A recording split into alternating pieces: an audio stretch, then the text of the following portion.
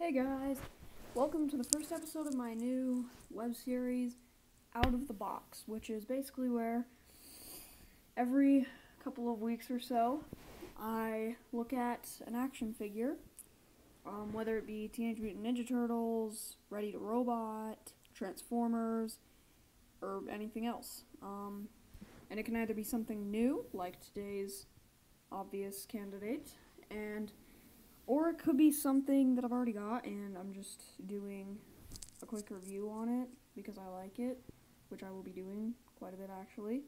But this is the first episode, and as you can see, we have our first candidate, which is The Rise of the Teenage Mutant Ninja Turtles Origami Ninja, so from Playmates. So first, let's take a look at the box. It says Rise of the Teenage Mutant Ninja Turtles Origami Ninja. It says you can earn pizza points. Sorry, I'm holding this like this, but I can't hold it. Oh well. There you go. You got the turtles up here. I'm just gonna say my opinion. I don't think the new show's very good. That's just my opinion. There you go. There's the Origami Ninja, but it's right side up. So with the pizza points thing. There's the drop copter. Okay. Rise of the Teenage Mutant Ninja Turtles. Hold on. Just a second. And let's read the bio. Rise up deep in the sewers of New York City, live 4 Teenage Mutant Turtles who have been trained in the waves ninjutsu and are ready to become the heroes they were always destined to be. Raph, Leo, Donnie, and Mikey must work together as they battle bizarre mutants and discover a hidden world they never knew existed. That's basically the premise of the show. Here is a picture of him from the cartoon, or them, because there's a lot of them, and I'm going to be getting more. There's Origami Ninja, Confetti Commandos. The Foot Clan is a group of evil ninjas bent on taking over New York City. They have the power of teleportation through hidden gateways and the ability to create and control origami ninjas. Species, unknown. Mystic power, teleportation. So basically it's all about mystical stuff for now. Here's some of the other figures in the series. Leonardo, Donatello, Raphael, Michelangelo, April, which I might actually get, Splinter, which again I might consider getting, Baron Draxum, who I will definitely be getting, Meat Sweats, who I will also definitely be getting, and the Origami Ninja, who I will be getting more of. And that is basically it as far as the packaging goes. So, let's move right along. I actually have, since I couldn't find my camera stand, I propped it up on the sewer cruiser from the 2012 series, so there we go. So here he is. So to start off, let's take a look at his accessories, if I will get him to let go of it. So, for his basic weapon, he has this little battle scythe axe, 2 blades. It's kind of made out of a rubbery gummy plastic. It's got a nice hilt, and it's also got a little chain coming off of it. The chain doesn't move, but there's his basic weapon. I would have preferred something like a sword, but I mean, it's nice. Just gotta straighten that. And he also comes with 3 of these things, which are Pixel Dan says. By the way, if you haven't seen any Pixel Dan's videos, you should really go watch them because he's really awesome, and I've liked him. I've liked his videos ever since I got into TMNT back in 2013. So, anyways, Pixel Dan thinks these are origami little ninja stars, and I think there's something like that, but I think that they're more of like little plain things that have the same function as ninja stars. But you see, he has one that's like, well, actually, he has one that's the biggest, one that's kind of in between, and one that's actually pretty tiny. Like, even tinier than the others, if you can believe it. So, now to get on to the actual figure himself. So, here he is in all of his foot ninja glory, and I actually really do like his design. And once I get more of these, when you see my TMNT stop motion series that I plan to make, might get canceled. I don't know. I don't know if I'm gonna make it, but I probably will. I'm gonna use these as my primary foot soldiers because I like them, and they look like the vintage ones a little bit. So, let's get closer on the sculpt. So the head has just got a hood on it, and it's got blue eyes in there. And he's got the foot emblem on his face, which is a nice touch. And he's got like a typical ninja robe style thing. His hands are in a weird position, but I mean, according to the box, that's accurate.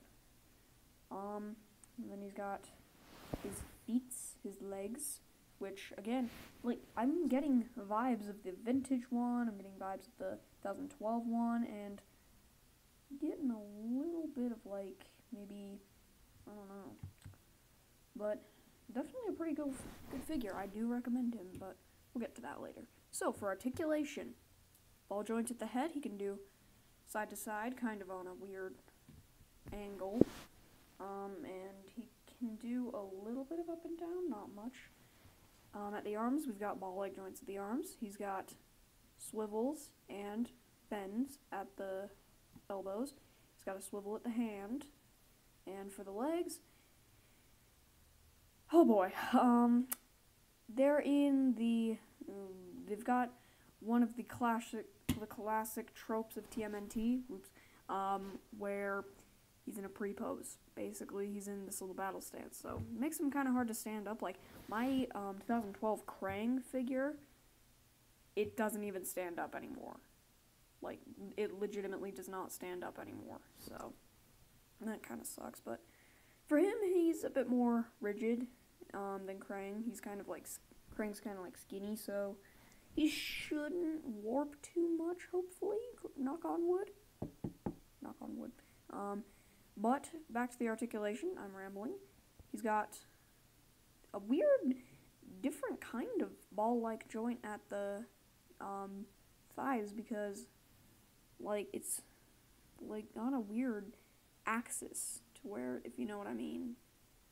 Because, like, generally it would swivel right here for him to kick, and like it would be like this, and then it would have a swivel right here to kick. But for here, it's got swivel in there, so it's pretty cool. But it's got a swivel, then it's got a bend, and that's it for the legs. He does not have any other articulation, unfortunately, in the legs.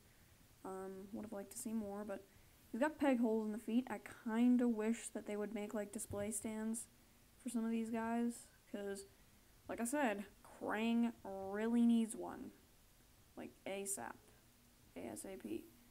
So, for some comparison, just a sec.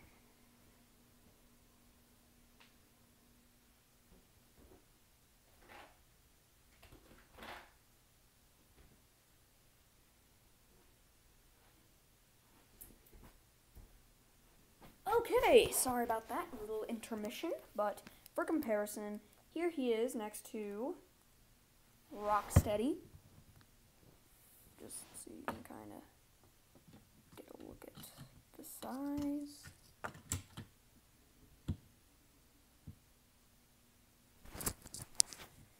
And here he is next to Donatello. That does not come with this figure. I added that from the little 5-pack with the space turtles that I got a couple years ago for my birthday one time. And I thought these looked cool on the classic turtles, so I put them on all of them. So there he is next to Donnie. And last but not least, of course, here he is next to the 2012 Foot Soldier.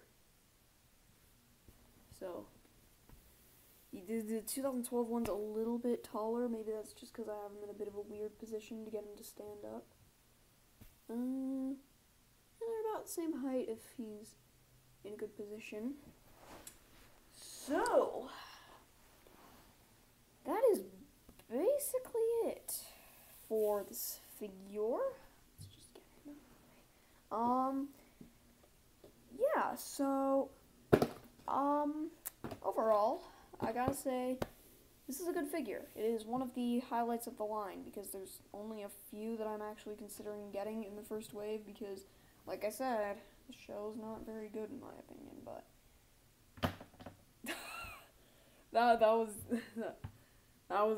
I'm gonna keep that in, because this is all one take, and I'm too lazy to edit that out. Plus, it was kind of funny, so, yeah, so that is the first episode of Out of the Box. So hope you all enjoyed.